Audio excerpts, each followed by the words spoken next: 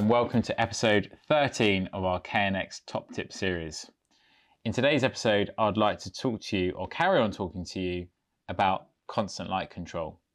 In episode 8, I introduced you to some of the basic concepts around constant light control, and in today's video, I'd like to dig a little deeper. So let's jump in.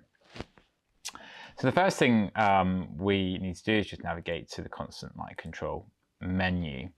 Now, in the previous video, I spoke to you about the fact that we have a normal timeout for constant light control, about the fact that when the when the timeout expires, we can either turn the lights off permanently, or we can set them to a standby dimming level, and that standby dimming level can be on always, or we can have a secondary timeout to time out the standby. So effectively walk into the rooms, the lights come on and get regulated to 500 lux, and then after 10 minutes, the lights then go to a 10% absolute dimming level for a further 2 minutes before permanently turning themselves off.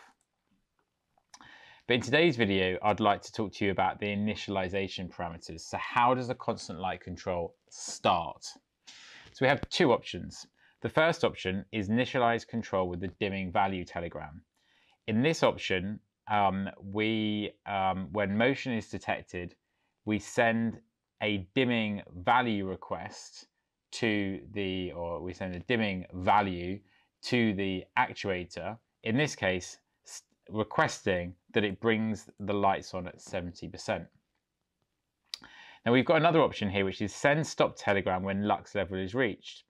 Because if our lux level, for example, was set to 100 lux, okay, and when we walked into the room, we requested the dimmer to dim up to 70%,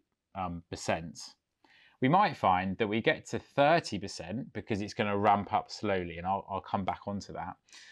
We might find when we get to 30%, there's already enough lux level in the room to satisfy our requirement, which is 100 lux in this instance. So instead of ramping all the way up to 70 and then coming all the way back down again, we have this feature that says sends a stop telegram when that lux level gets reached. So the lights come on, and then when it gets to 100 lux, the dimmer will stop dimming and report its current dimming level via its dimming value feedback object. So that's one way of doing it, via dimming value telegram. The other way is doing it by a simple 1-bit on telegram. So in this instance, the motion sensor sends a 1-bit 1 to the dimming actuator. The dimming actuator starts to ramp up the light level in the room, potentially going all the way up to 100%, depending on the dimmer settings. And then when the target lux level is reached, it sends a stop telegram, and the dimmer stops the ramping of the light, and then the lux level is then maintained thereon using the algorithms inside the sensor. Now, one of the comments we've got here is, for the stop telegram to work correctly during initialization, please ensure the dimmer is configured to soft switch on over 4 seconds. Now, this is really important because if the light turns on straight away, the motion sensor doesn't have the opportunity to stop the light ramping up at the point where there's enough lux in the room. So by doing it over 4 seconds, it's still fairly fast, but it just gives the motion sensor time to constantly evaluate that lux level and stop it at the correct level.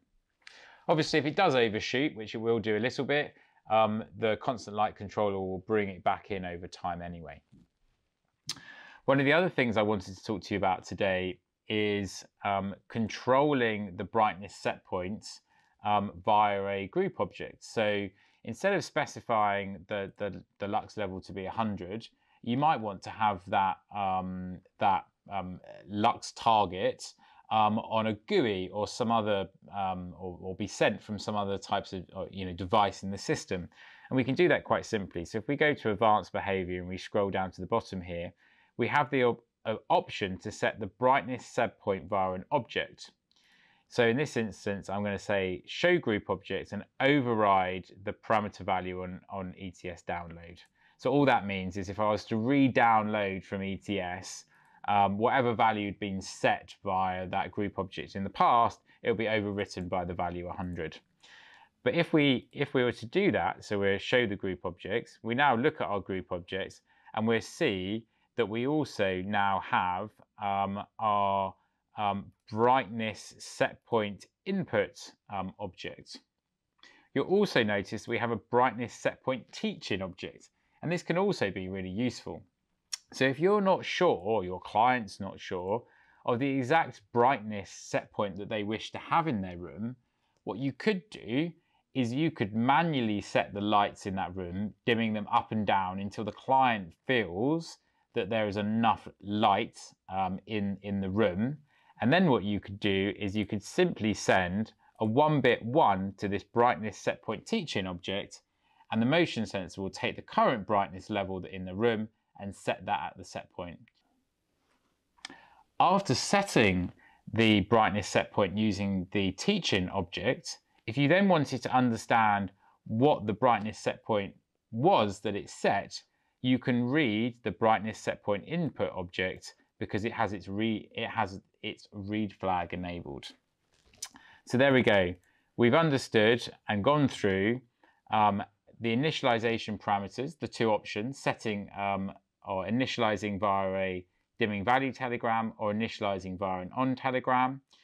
We've spoken about the option to set the brightness set point via group objects, either by directly setting or sending in a brightness set point to the brightness set point input object, or alternatively by adjusting the light level in the room to be a suitable lux level, and then teaching that brightness set point in using the brightness set point teaching object. Hope that was useful, and if you've got any questions, please get in contact. Thanks.